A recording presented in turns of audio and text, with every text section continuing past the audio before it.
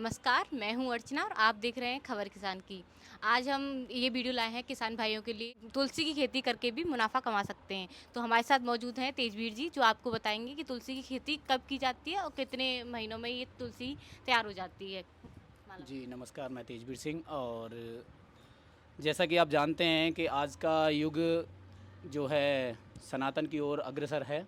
जैसा कि आप जानते हैं कि जो तुलसी होती है वो श्री कृष्ण भगवान की बहुत प्रिय है, और इस तुलसी माला का धारण करना और इसका जप करना वो श्री कृष्ण भगवान को और श्री विष्णु भगवान को बहुत ज़्यादा भाता है।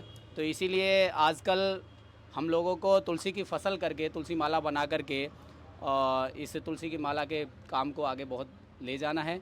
तो मेरा सभी किसान भाइयों से निवेदन है जो आसपास के, क्योंकि हम ब्रज क्षेत्र में तो काफ़ी तुलसी की तादाद होती है, और बाहर भी अगर तुलसी की तादाद होगी तो ये तुलसी माला का काम बढ़ेगा।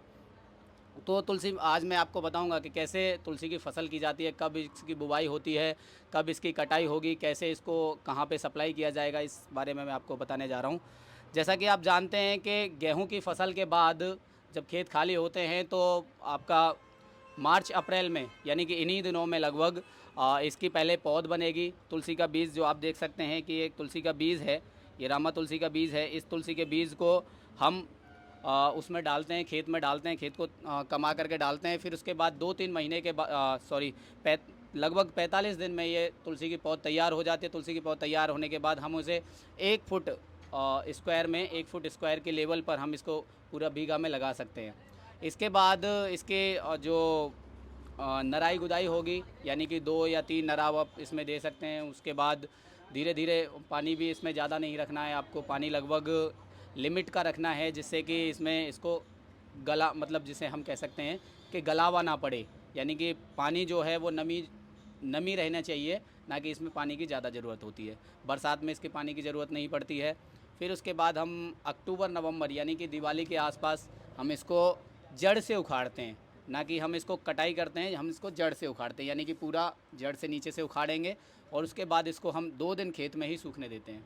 2 दिन खेत में सूखने के बाद हम इसको अपने लेके आ सकते हैं। फिर इसको जैसे हम अरहर वगैरह को झड़ाते हैं, उससे इसकी पत्तियों को निकाल सकते हैं। पत्तियों को अलग करके, और आप पत्तियों को अलग करके हम सूखी पत्ती कर सकते हैं। सूखी पत्ती हमारे बाज़ार में एंटीबायोटिक दवाओं में यूज़ होती है, पशुओं की दवाओं में यूज़ होती है, हमारे कोरोना जैसी महामारी में काढ़े के रूप में यूज़ होती है।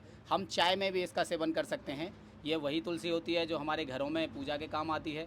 हम इसको चाय में सुबह 2 पत्ती इसके डाल करके चाय का भी सेवन कर सकते हैं, जिससे हमारे बहुत सारे फ़ायदे होते शरीर के अंदर होते हैं। उसके बाद जो बड़े लेवल पर हम तुलसी करते हैं, उस तुलसी को हमारे आप चाहें तो ब्रज क्षेत्र में ही हमारे पास ही सप्लाई हो जाती है। आप चाहें तो आपके आसपास भी आप इस काम को कर सकते हैं, कोई बड़ी बात नहीं होती है। तो ये चीज़ें आप कर सकते हैं। और किसानों को क्या रेट मिलता है इस तुलसी का? किसानों को अच्छा मुनाफा हो जाता है इसमें। लगभग 1 बीघा जो हमारा पक्का 20 बीसा का होता है, वो लगभग 25,000 से 40,000 के आसपास में ये फसल जो है बिक जाती है। उनकी खड़ी फसल बिक जाती है, और लगभग लागत आती है उसमें कोई 10-12 हज़ार की लागत आती है। तो ये जो लकड़ियाँ रखी हुई हैं ये तुलसी की ही जी, हैं। तो ये सब। इसमें ये, लेकिन जो श्यामा तुलसी और रामा तुलसी का क्या है ये जी, ये किसमें? अलग-अलग होती हैं। इसमें ये अभी जो हमारे पास रखी हुई है वो रामा तुलसी है, और ये सूखी हुई तुलसी है, यानी कि खेतों से बन के तैयार होके अभी आ गई है। इसमें से माला का निर्माण होगा। रामा तुलसी जो होती है वो कालेपन पे होती है, थोड़ा सांवला रंग होता है उनका।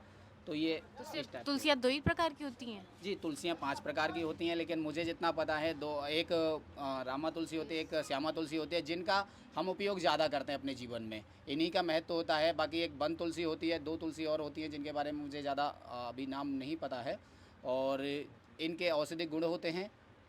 जी। तो जो लकड़ी होती है इसकी लाइफ साइकिल कितने दिनों तक होती है, मतलब कितने दिन तक ये खराब नहीं होती है कि ये कभी भी ख़राब नहीं होती। तो इसकी लोन कैसे नहीं आता कोई इसमें? एक्सपायरी डेट नहीं होती इसकी। ये कभी भी ख़राब नहीं होती, क्योंकि आप समझ सकते हैं ये जो तुलसी होती है, ये अपने आप में एक महान चीज़ है। कोई ऐसा नहीं है कि ये कोई लकड़ी है या कोई है।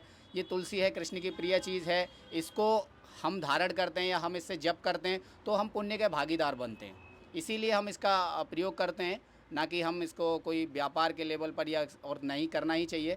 हमें इसको धार्मिक चीज़ के लिए हमें यूज़ करते हैं। जी।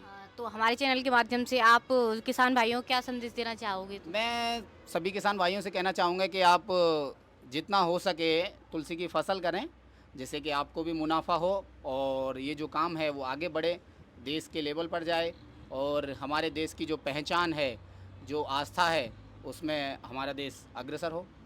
जी। भैया ने आपको इतनी सारी चीज़ें बताई हैं, तो किसान भाइयों के लिए इन्होंने बहुत अच्छा संदेश दिया है। तो आप भी ये खेती किसानी कर सकते हैं, तुलसी की बहुत अच्छे-अच्छे फ़ायदे हैं इसके। ऐसी ही इंटरेस्टिंग वीडियो देखने के लिए आप देखते रहिए खबर किसान की। धन्यवाद।